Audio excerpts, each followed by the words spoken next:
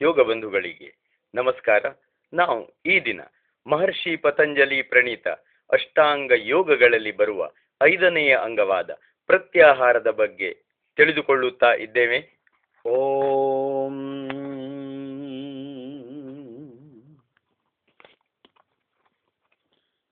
ತತಃ ಪರಮಾವಶ್ಯಕೇಂದ್ರಿಯಾಣಾಂ ಯೋಗದರ್ಶನ ಸಾಧನ ಪಾದದ 55ನೇ ಸೂತ್ರ ಎಂದರೆ ಪ್ರತ್ಯಾಹಾರದಿಂದ ಇಂದ್ರಿಯಗಳು ಪೂರ್ಣತಃ ವಶವಾಗುತ್ತವೆ ಎಂದು ಪತಂಜಲಿಗಳು ಹೇಳಿದ್ದಾರೆ. ಬೇರೆ ಮಾತುಗಳಲ್ಲಿ ಪ್ರತ್ಯಾಹಾರ ಮಾಡುವುದು ಇಂದ್ರಿಯಗಳ ವಿಜಯಕ್ಕಾಗಿ ಎಂದು ಹೇಳಿದ ಹಾಗಾಯಿತು. ಇಂದ್ರಿಯಗಳ ವಿಜಯ ಸಾಂಸಾರಿಕರಿಗೆ ಬೇಡವೇ? ಇಂದ್ರಿಯ ವಿಜಯ ಬೇಡವೆನ್ನುವುದು ಆಚಾರಹೀನವಾದ ಉಚ್ಛೃಂಖಲವಾದ ಜೀವನ ನಡೆಸುವುದು ಎರಡೂ ಒಂದೇ. ಜಿತೇಂದ್ರಿಯನಾದವನೇ ಜಗದ್ವಿಜಯಿಯಾಗಬಲ್ಲನು.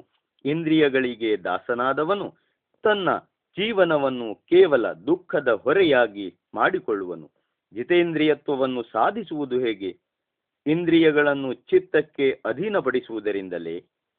ಮೊದಲು ಚಿತ್ತವನ್ನು ಪ್ರಾಣಾಯಾಮದಿಂದ ಏಕಾಗ್ರವಾಗಿಯೂ ದೃಢವಾಗಿಯೂ ಮಾಡಿಕೊಂಡ ಮೇಲೆ ಅದಕ್ಕೆ ಅಧೀನವಾದ ಇಂದ್ರಿಯಗಳಿಂದ ನಾವು ಹದವಾದ ಮತ್ತು ಧಾರ್ಮಿಕವಾದ ಉಪಯೋಗಗಳನ್ನು ಪಡೆಯುತ್ತಿದ್ದರೆ ನಮಗೆ ಲಾಭವೇ ಹೊರತು ನಷ್ಟವೇನೂ ಆಗಲಾರದು.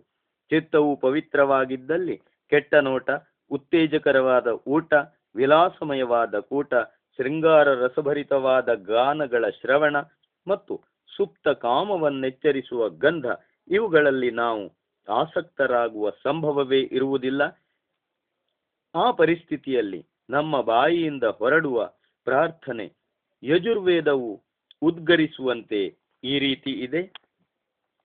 ಭದ್ರಂ ಕರ್ಣೇಭಿಃ ಶೃಣುಯಾಮ ದೇವಾಃ ಭದ್ರಂ ಪಶ್ಯೇಮ ಕ್ಷಭಿರ್ಯಜತ್ರಾಃ ಸ್ಥಿರೈರಂಗೈಸ್ತುಷ್ಟುವಾ ಯಸ್ತನೂಭಿಃ ವ್ಯಶೇಮಹಿ ದೇವವಹಿಂ ಯದಾಯುಃ. ಭದ್ರಂ ಕರ್ಣೇಭಿಃ ಶೃಣುಯಾಮ ದೇವಾಃ ಭದ್ರಂ ಪಶ್ಯೇಮ ಕ್ಷಭಿರ್ಯಜತ್ರಾಃ ಸ್ಥಿರೈರಂಗೈಸ್ತುಷ್ಟುವಾಂ ಸಂಸ್ತನೂಭಿಃ ವ್ಯಶೇಮಹಿ ದೇವ ಹಿತಂ ಯದಾಯುಃ. ಪರಮಾತ್ಮ, ನಾವು ವಿದ್ವಾಂಸರು, ಸತ್ಯಸಂಧರು, ನಿತ್ಯ ಜಾಗೃತರು ಆಗಿ ಕಿವಿಗಳಿಂದ ಯಾವಾಗಲೂ ಒಳ್ಳೆಯದನ್ನೇ ಕೇಳೋಣ. ಸತ್ಕರ್ಮ ನಿರತರಾಗಿ ಯಾವಾಗಲೂ ಕಣ್ಣುಗಳಿಂದ ಒಳ್ಳೆಯದನ್ನೇ ನೋಡೋಣ.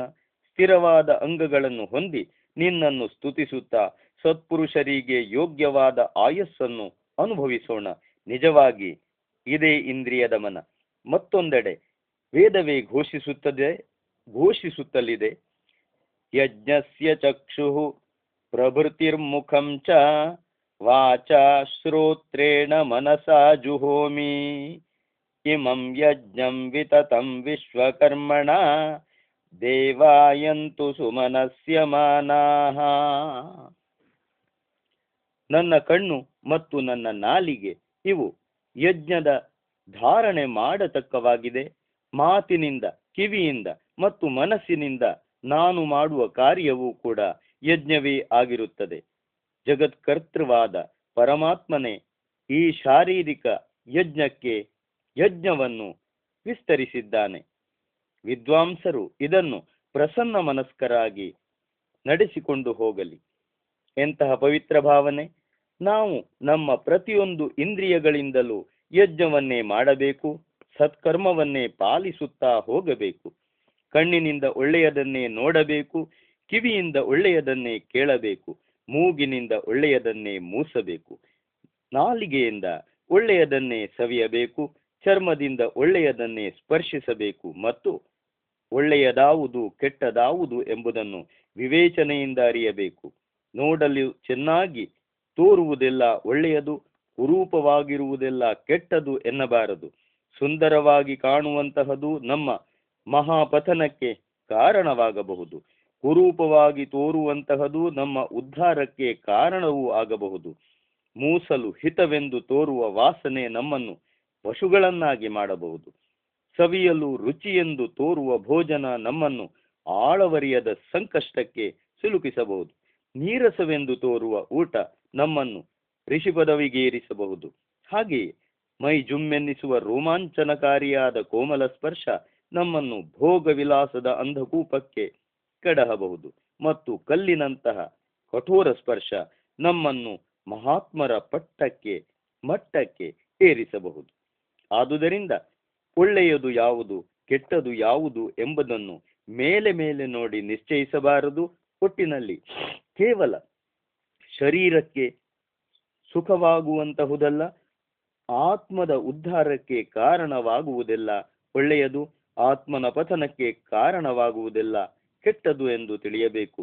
ಇದನ್ನು ಯೋಗಿರಾಜ ಶ್ರೀಕೃಷ್ಣನು ತನ್ನದೇ ಆದ ಶೈಲಿಯಲ್ಲಿ ಹೀಗೆ ವರ್ಣಿಸಿದ್ದಾನೆ. ಯತ್ತದಗ್ರೇ ವಿಷಮಿವ ಪರಿಣಾಮೇ ಮೃತೋಪಮಂ ತತ್ಸುಖಂ ಸಾತ್ವಿಕಂ ಪ್ರೋಕ್ತ ಮಾತ್ಮ ಬುದ್ಧಿ ಪ್ರಸಾದಜಂ ವಿಷಯೇಂದ್ರಿಯ ಸಂಯೋಗ ದ್ಯತ್ತದಗ್ರೇ ಮೃತೋಪಮಂ ಪರಿಣಾಮೇ ವಿಷಮಿವ ತತ್ಸುಖಂ ರಾಜಸಂ ಸ್ಮೃತಂ ಯದಗ್ರೇ ಚಾನುಬಂಧೇ ಚ ಸುಖಂ ಮೋಹನಮಾತ್ಮನಃ ನಿದ್ರಾಲಸ್ಯ ಪ್ರಮಾದೋತ್ತಂ ತತ್ತಾಮ ಸಮುದಾಕೃತಂ. ಯಾವುದು ಆರಂಭದಲ್ಲಿ ವಿಷದಂತೆ ಕಂಡುಬಂದು ಪರಿಣಾಮದಲ್ಲಿ ಅಮೃತಕ್ಕೆ ಸಮಾನವಾಗಿರುವುದೋ ಆತ್ಮಜ್ಞಾನದ ವಿಕಾಸದಿಂದ ಹುಟ್ಟಿದ ಆ ಸುಖವು ಸಾತ್ವಿಕವಾದುದು. ಇಂದ್ರಿಯಗಳೊಂದಿಗೆ ವಿಷಯಗಳ ಸಂಬಂಧ ಉಂಟಾಗಿ ಹುಟ್ಟುವ ಮೊದಮೊದಲು ಅಮೃತದಂತೆ ಕಂಡುಬಂದು ಕೊನೆಗೆ ವಿಷದಂತೆ ಪರಿಣಮಿಸುವ ಸುಖವು ರಾಜಸವಾದುದು. ಮೊದಲಿನಲ್ಲಿಯೂ ಕೊನೆಯಲ್ಲಿಯೂ ಸಹ ಮೊಬ್ಬನ್ನು ಕವಯಿಸುವ ನಿದ್ದೆ, ಸೋಮಾರಿತನ ಮತ್ತು ಮನಸ್ಸಿನ ಮಂಕುತನದಿಂದ ಹುಟ್ಟುವ ಸುಖ ತಾಮಸವಾದುದು. ಶ್ರೀಕೃಷ್ಣನ ಈ ದಿವ್ಯವಾಣಿ ಎಷ್ಟು ಸಾಧುವಾಗಿದೆ. ಸಾತ್ವಿಕ ಸುಖವೇ ನಿಜವಾದ ಸುಖ. ಇದು ಮೊದಮೊದಲು ಕಷ್ಟಪ್ರದವಾಗಿ ಕಂಡರೂ ಕೊನೆಯಲ್ಲಿ ಅಮೃತದಂತೆ ಕಂಡುಬರುತ್ತದೆ. ಅದನ್ನು ಬಿಟ್ಟು ಕೇವಲ ಇಂದ್ರಿಯ ತೃಪ್ತಿಯಿಂದ ಸಿಕ್ಕುವ ಸುಖ ಯಾವತ್ತಿದ್ದರೂ ಮಹಾ ದುಃಖವಾಗಿಯೇ ಪರಿಣಮಿಸುವುದು. ಕಾರಣವೇನೆಂದರೆ ಇಂದ್ರಿಯಗಳ ಆಸೆ ಎಂದಿಗೂ ತೀರುವಂತಹುದಲ್ಲ. ಅದನ್ನು ತೀರಿಸಲು ಯತ್ನಿಸಿದಷ್ಟು ಅದು ಹೆಚ್ಚು ಪ್ರಬಲವೇ ಆಗುತ್ತದೆ. ಈ ಇಂದ್ರಿಯ ತೃಪ್ತಿಯ ಆಸೆಯನ್ನೇ ತೃಷ್ಣೆ ಎಂದು ಕರೆಯುತ್ತಾರೆ. ಒಬ್ಬ ಮಹಾತ್ಮರು ಹೇಳಿಯೇ ಇದ್ದಾರೆ, ಜೀರ್ಯಂತಿ ಜೀರ್ಯತಃ ಕೇಶಾಃ ದಂತಾ ಜೀರ್ಯಂತಿ ಜೀರ್ಯತಃ ಗಾತ್ರಾಣಿ ಶಿಥಿಲಾಯಂತೆ ತೃಷ್ಣೈಕ ತರುಣಾಯತೆ.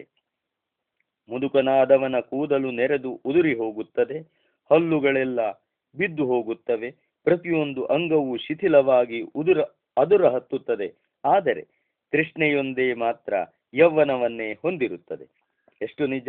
ನಾವು ದಿನ ದಿನ ನಾನಾ ರೋಗ ಪೀಡಿತರಾಗಿ ದುರ್ಬಲೇಂದ್ರಿಯರಾಗಿ ನರಳುತ್ತಿರುವ ಎಷ್ಟು ಜನ ಹತಭಾಗ್ಯರನ್ನು ನೋಡುತ್ತಿಲ್ಲ?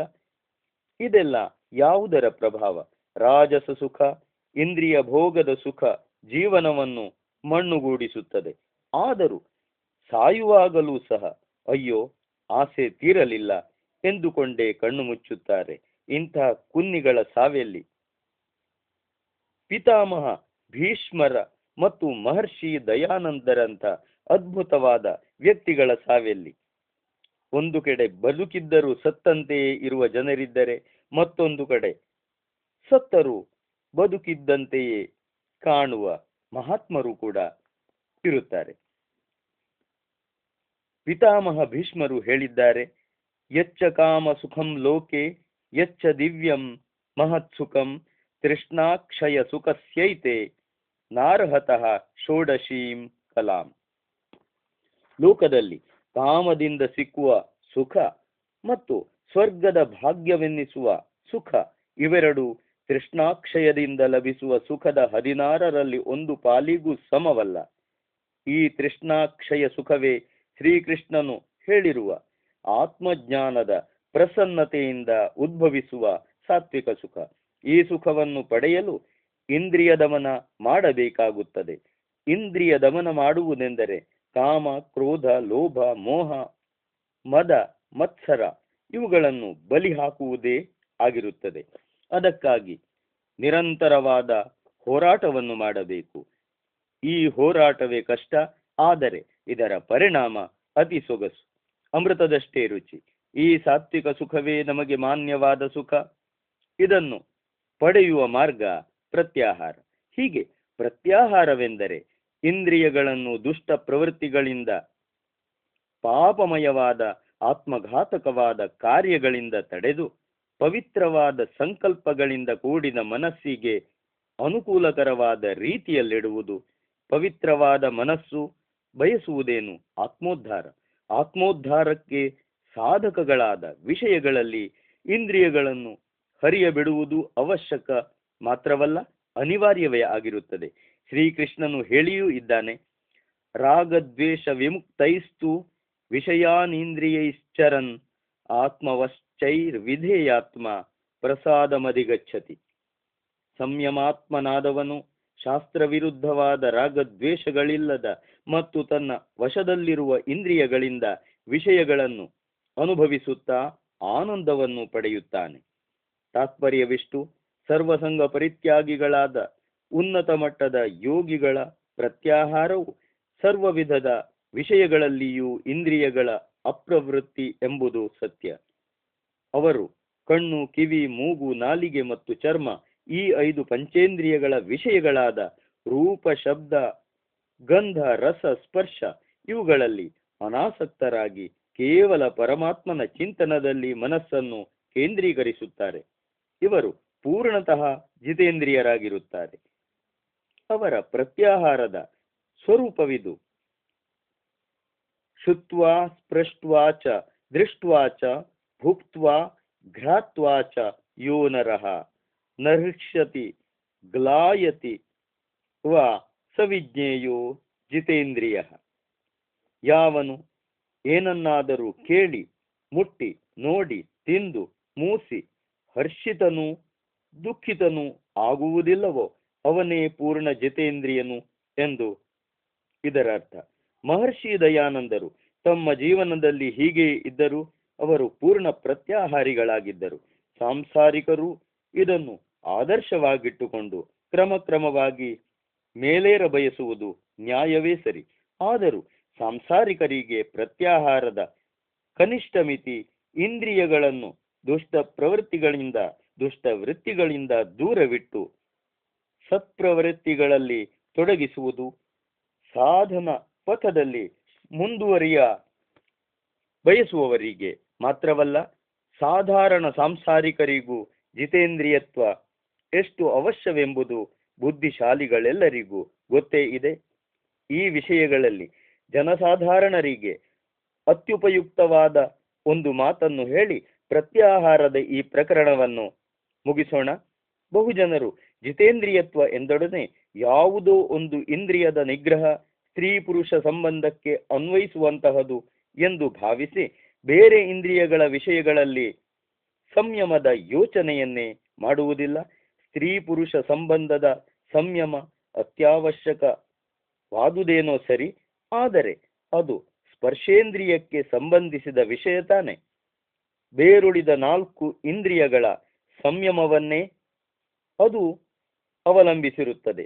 ನ್ಯಾಯದರ್ಶನಕಾರರಾದ ಮಹರ್ಷಿ ಗೌತಮರು ಆತ್ಮಸಿದ್ಧಿಯ ಬಗ್ಗೆ ಪ್ರಮಾಣಗಳನ್ನು ಕೊಡುತ್ತಾ ಇಂದ್ರಿಯಾಂತರ ವಿಕಾರಾತ್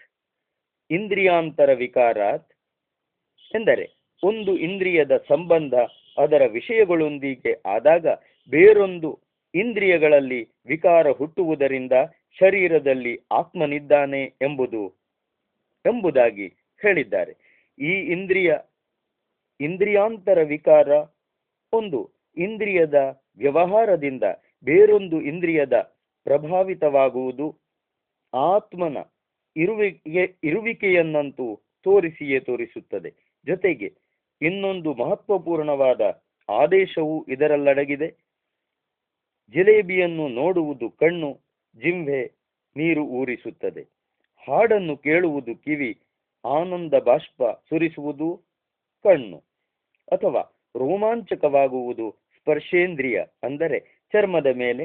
ಹೀಗೆ ಒಂದು ಇಂದ್ರಿಯ ಇನ್ನೊಂದು ಇಂದ್ರಿಯದೊಂದಿಗೆ ಬಿಡಿಸಲಾಗದ ಸಂಬಂಧವನ್ನು ಹೆಣೆದುಕೊಂಡಿದೆ. ಅದಕ್ಕೆ ಮನು ಹೇಳಿದ್ದಾನೆ, ಇಂದ್ರಿಯಾಣಾಂ ತು ಸರ್ವೇಷಾಂ ಯದ್ಯೇಕಂ ಕ್ಷರತೀಂದ್ರಿಯಂ ತೇನಾಸ್ಯ ಕ್ಷರತಿ ಪ್ರಜ್ಞಾ ಜೈತೆ ಪಾತ್ರ ದಿವೋದಕಂ ಧೃತೆ ಪಾತ್ರ ದಿವೋದಕಂ. ಇಂದ್ರಿಯಾಣಾಂ ತು ಸರ್ವೇಷಾಂ ಯದ್ಯೇಕಂ ಕ್ಷರ ನೀಂದ್ರಿಯಂ ತೇನಾಸ್ಯ ಕ್ಷರತಿ ಪ್ರಜ್ಞಾ ಧೃತೆ ಪಾತ್ರಾದಿಬೋಧಕಂ.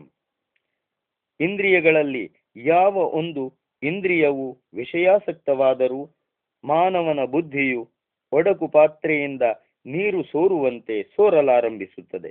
ಮನುವಿನ ಭಾವನೆ ಸ್ಪಷ್ಟವಾಗಿದೆ. ಒಂದು ಇಂದ್ರಿಯವನ್ನು ಸಡಿಲಬಿಟ್ಟು ಇನ್ನೊಂದನ್ನು ಬಿಗಿ ಹಿಡಿಯಲು ಸಾಧ್ಯವಿಲ್ಲ. ಆದುದರಿಂದ ಇಂದ್ರಿಯ ನಿಗ್ರಹ ಎಂದೊಡನೆ ಪಂಚೇಂದ್ರಿಯ ನಿಗ್ರಹ ಎಂದೇ ಅರ್ಥ ಮಾಡಿಕೊಳ್ಳಬೇಕು. ಇದು ಸದಾ ಸಾಧಕರು ನೆನಪಿನಲ್ಲಿಡಬೇಕಾದ ಅಂಶ. ಈ ರೀತಿ ವೇದದ ಆಜ್ಞೆಯಂತೆ ಇಂದ್ರಿಯಗಳನ್ನು ಕೇವಲ ವಿಚಾರಗಳಲ್ಲಿ ವಿನಿಯೋಗಿಸಿ ಆತ್ಮೋದ್ಧಾರದ ಪಥದಲ್ಲಿ ಮುಂದುವರಿಯಲು ಯತ್ನಿಸಬೇಕಾದುದು ಪ್ರತಿಯೊಬ್ಬರ ಕರ್ತವ್ಯ. ಪ್ರತ್ಯಾಹಾರ ಎಂಬ ಮಾತಿನರ್ಥ ಹಿಂದಿರುಗುವುದು ಎಂದು. ಇಂದ್ರಿಯಗಳು ಮನಸ್ಸಿಗೆ ಹಿಂದಿರುಗುವುದು ಪ್ರತ್ಯಾಹಾರ. ಆತ್ಮನಿಗೆ ಹಾನಿಕರವಾದ ವಿಷಯಗಳಿಂದ ಇಂದ್ರಿಯಗಳನ್ನು ಎಳೆದುಕೊಳ್ಳುವುದು ಇದು ಪ್ರತ್ಯಾಹಾರದ ಪ್ರಥಮ ಸೋಪಾನ. ಆತ್ಮನಿಗೆ ಲಾಭಕರವಾದ ವಿಷಯಗಳಲ್ಲಿ ಅದನ್ನು ತೊಡಗಿಸುವುದು ಪ್ರತ್ಯಾಹಾರದ ದ್ವಿತೀಯ ಸೋಪಾನ. ಇವೆರಡನ್ನು ಹತ್ತಿದಾಗಲೇ ಆತ್ಮಶಕ್ತಿ ವರ್ಧಿಸಿ ಕೇವಲ ಪಾರಮಾರ್ಥಿಕ ದೃಷ್ಟಿಯಿಂದಲೇ ಅಲ್ಲ, ಸಾಂಸಾರಿಕ ದೃಷ್ಟಿಯಿಂದಲೂ ಜೀವನ ಸಾಫಲ್ಯವು ಸಿದ್ಧಿಸುವುದು. ಪ್ರಾಣಾಯಾಮದ ಅಭ್ಯಾಸ ಚೆನ್ನಾಗಿ ನಡೆದು 10 ನಿಮಿಷಗಳ ಕಾಲ ಅಖಂಡ ಕುಂಭಕ ಮಾಡುವ ಸಾಮರ್ಥ್ಯ ಬಂದಾಗ ಇಂದ್ರಿಯಗಳ ಮೇಲೆ ಪೂರ್ಣಾಧಿಕಾರ ಲಭಿಸುತ್ತದೆ. ಇದೇ ಪ್ರತ್ಯಾಹಾರ ಸಿದ್ಧಿ.